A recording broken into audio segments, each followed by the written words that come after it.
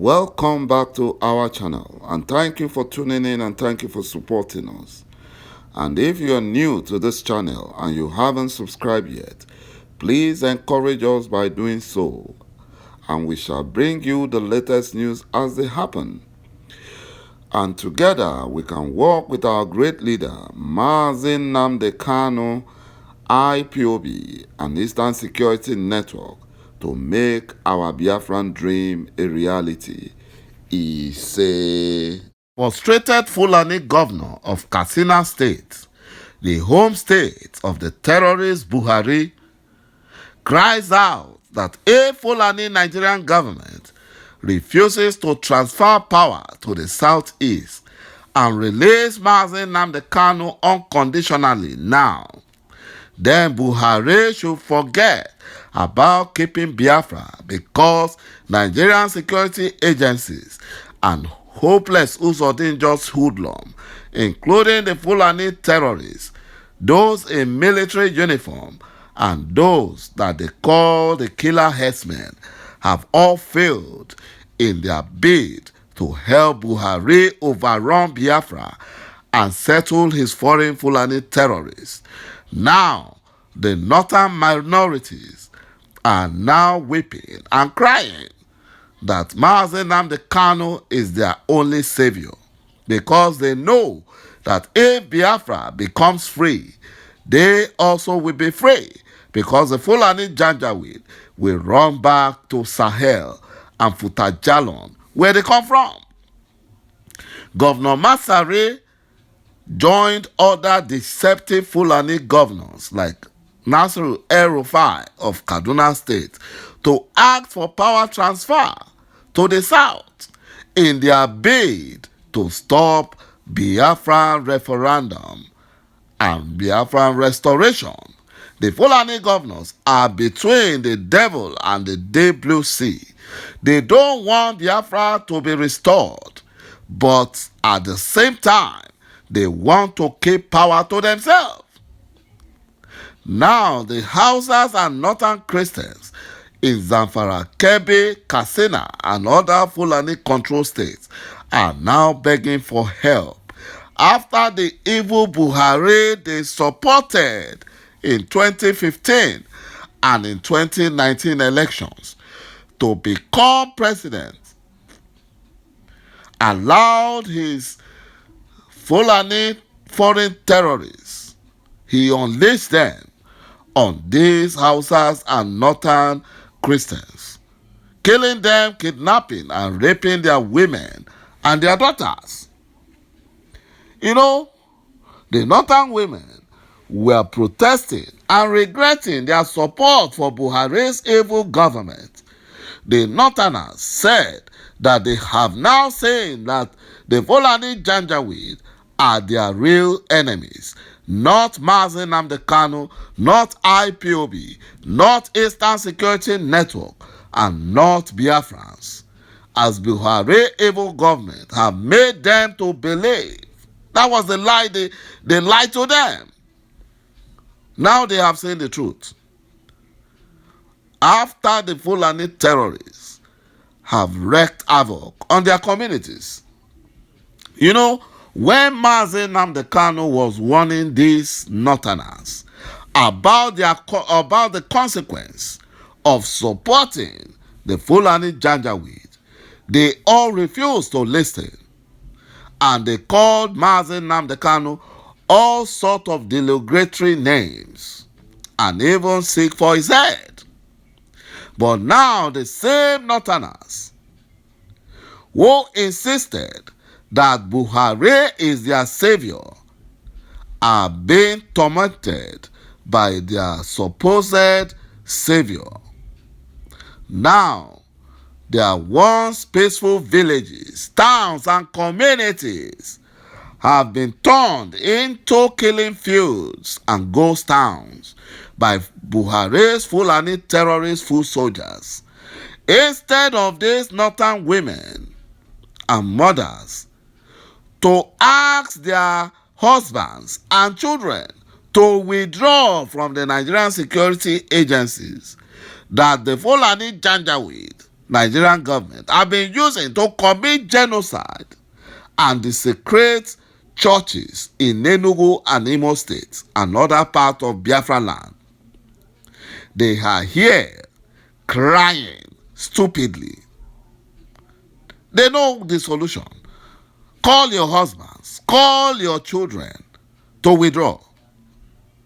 And let us see how the Fulani terrorist military will be able to commit atrocities. They won't. Because the Fulani Janjaweed understand the game. They deceive these houses. They deceive the northern minorities. Even some southern Efulefus in the southwest and the southeast. They deceive them. And they use them to cause havoc in Biafra land, exposing their villages, their towns and communities to the foreign Fulani terrorist attack. And before they know it, they can no longer return back to their villages or their towns or their community. They can't. Even the secretary to the federal government, Bob Mustafa, he cannot go back to his village. He can't. He cannot. You know, these same northerners supported Buhari's atrocities in Biafra land. They should not cry if they are now at the receiving end. They should not cry because they brought this upon themselves. They brought it upon themselves. Mazi Nnamdi Kanu warned them numerously, warned them many times on different media, but they refused. They refused to listen. They believed the Fulani lies and deception. You know, according to report, Katsina State Governor Aminu Bello Masari has reiterated his position on power shift to the southern part of Nigeria, saying that would help consolidate the nation's confederation system. You know, the Fulani are deceptive. They want to use this to stop the disintegration of Nigeria. And at the same time, they want to hold on to power. It doesn't work.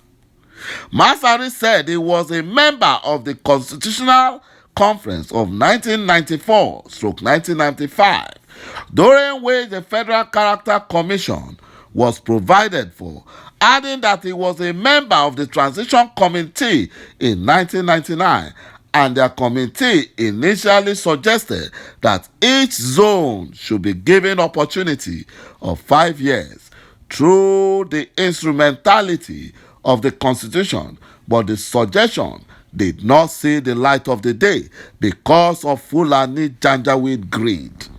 Their greediness will never allow such to see the light of the day. Women displaced by a recent wave of attack in Zamfara State have recounted shocking ordeal of gang rape by the terrorist Fulani bandits. In recent weeks, hundreds of women, including children, were displaced by the armed Fulani terrorists following horrible attack on several villages in their local government. The northern women said that the Fulani terrorists gang raped them, and if any woman or lady dares to reject their sexual advances, she would be shot dead instantly. Several women were killed for not accepting their sexual demands. The northern women said a woman was pulled out of her matrimonial home by the Fulani terrorists. They had wanted to rape her, but when she refused to go with them, they began to drag her until when one of them shot her dead despite her husband's plea. A displaced woman identified as Hajara said the northerners brought this evil to themselves, upon themselves, by supporting the Fulani Nigerian government against Mazi Nnamdi Kanu, Eastern Security Network and IPOB and Biafrans. Now they are reaping the fruit of their labor.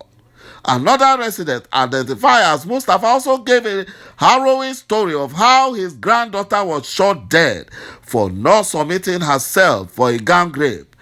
You know, when they shot her dead, they locked around the community and attacked those who went to the cemetery to bury her. The funeral rite wasn't held. Her remains was taken to another local government for burial. You know, this was why Eastern Security Network was formed by our great leader, Mazi Nnamdi Kanu, in 2020.